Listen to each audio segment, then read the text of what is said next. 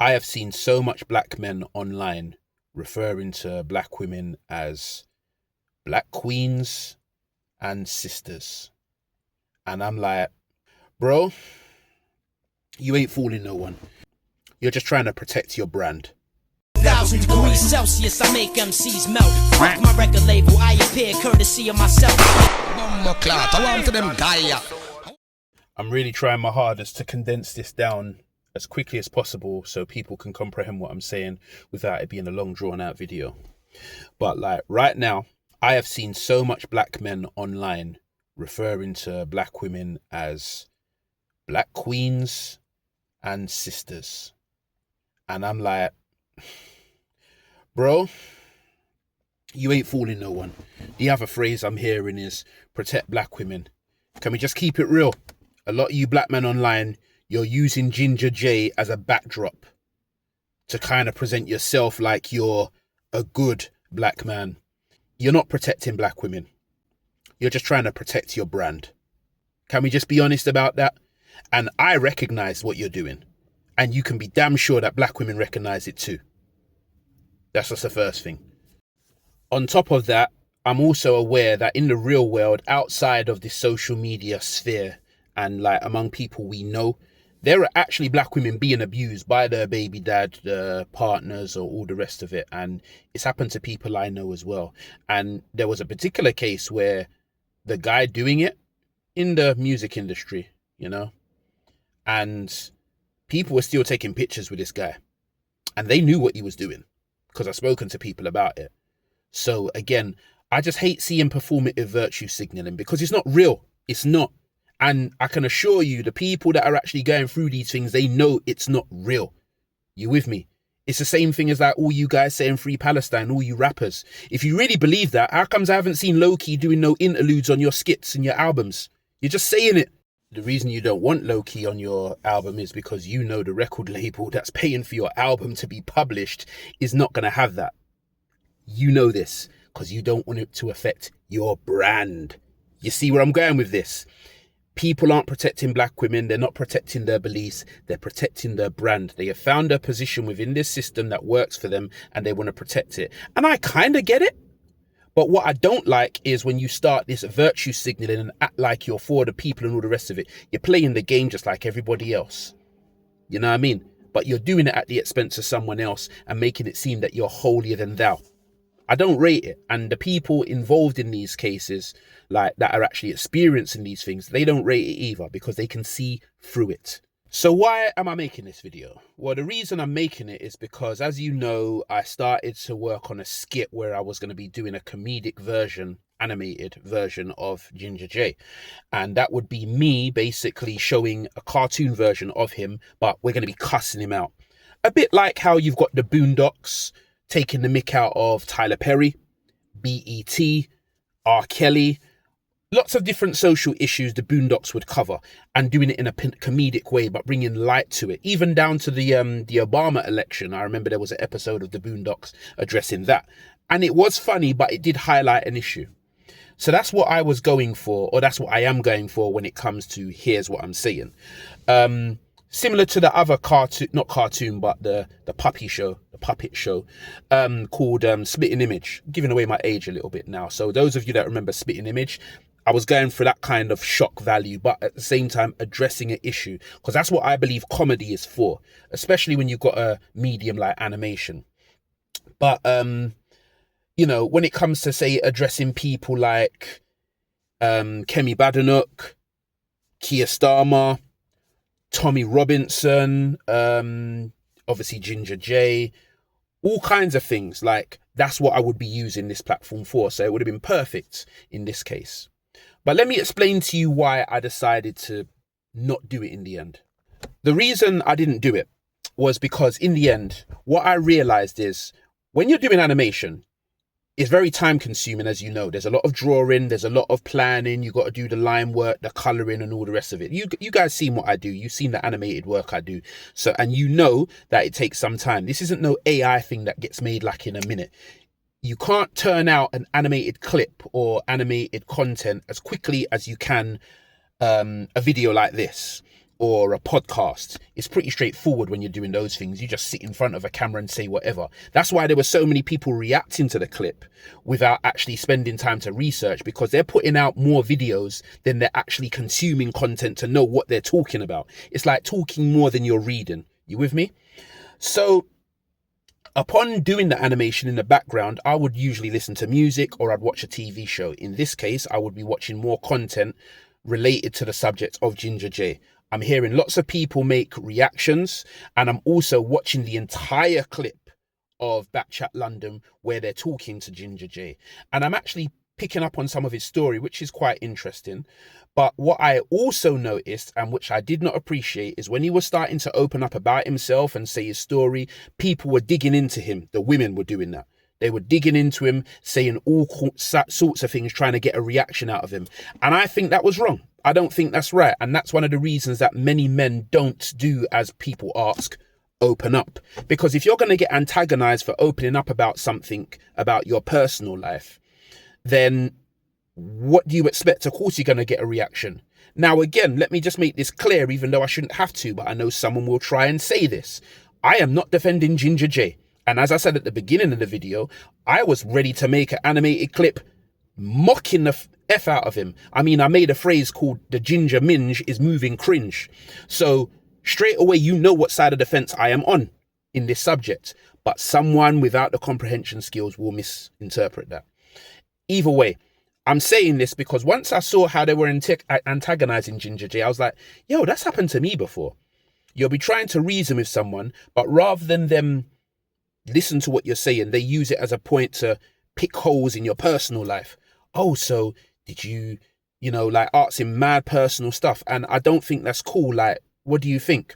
Now, some of you are probably going to say, well, so what? He should learn how to control himself. I'm glad you said that, because I want you to cast your mind back to Young Spray. Yes, we're going to use this as an example. Everyone's favorite podcaster right now, or at least the one that everyone loves to hate. I remember distinctly when Young Spray had a podcast with, I can't remember her name, but it was this lady here, dark-skinned lady, and she would be getting teased a lot because people would say that she's ugly, okay? You know how the internet can be. They're going to say mean things. It is what it is. But for some reason, she went on the Young Spray show. If I was her friend, I would have advised against that, but nevertheless, she did. And, in true Young Spray fashion, he starts antagonizing her, getting under her skin, saying all sorts of things. And naturally, she reacted. As a result of her reacting, she got up and walked off of the show. Yeah? So, and I don't blame her. I didn't like the things that Young Spray was saying that antagonized her. So she walked off. And I was quite vexed when I saw that. The same thing happened to GingaJay. You was antagonizing him.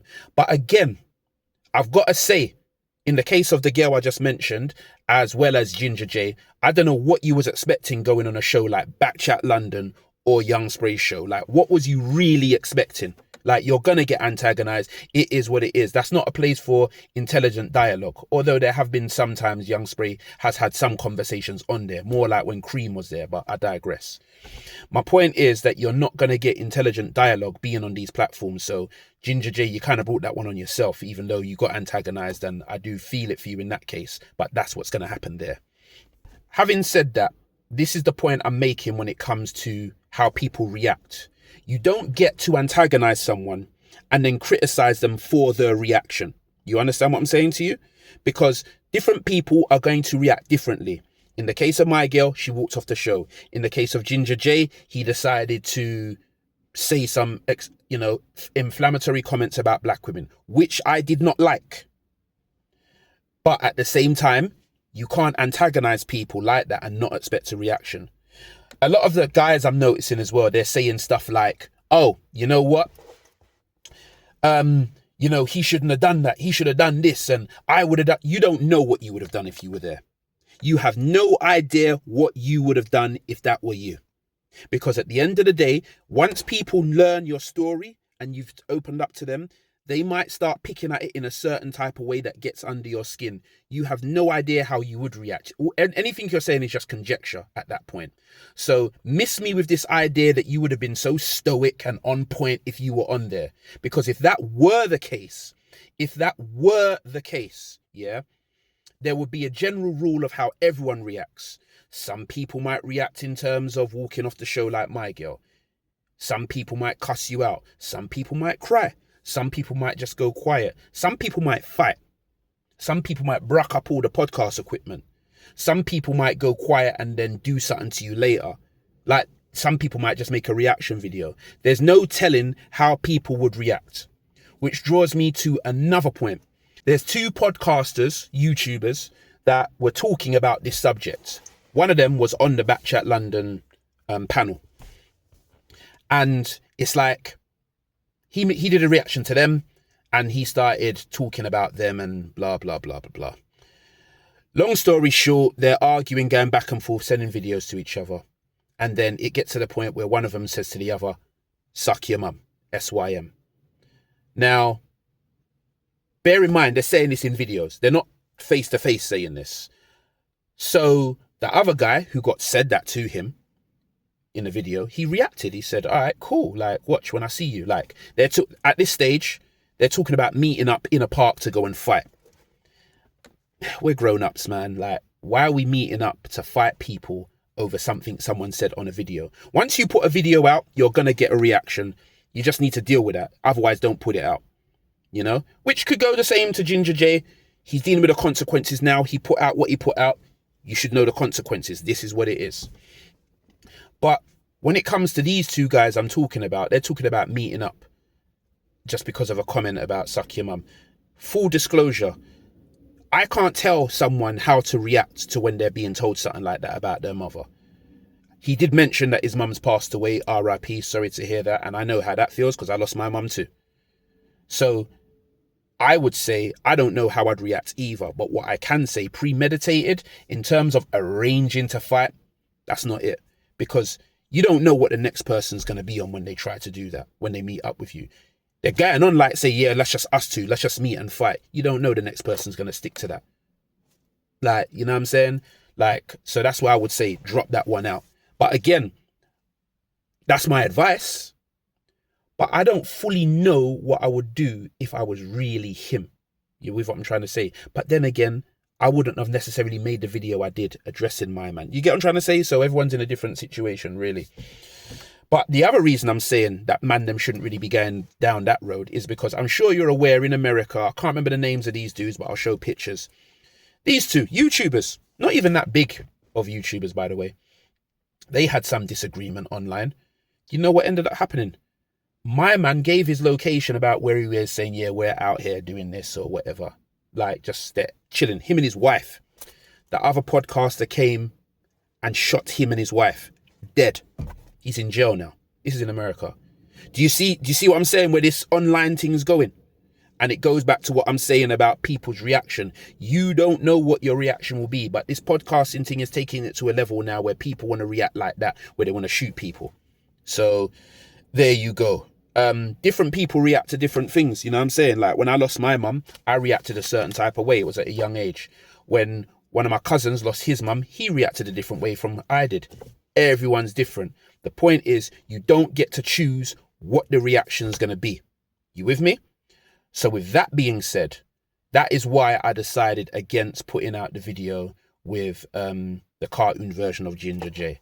I did say it was going to come out this week, but I think I needed to give an explanation as to why I didn't do it.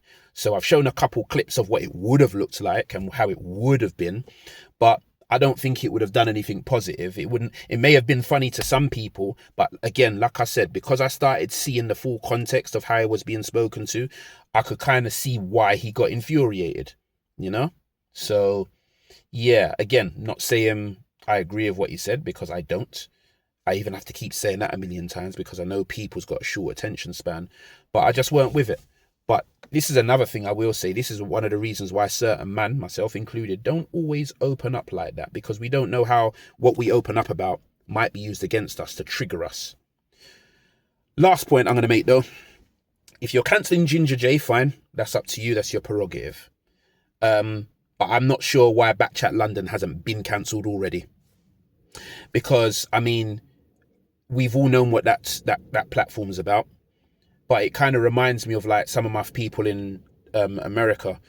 still watching BET. They're forever talking about boycotting it, but you're still watching it.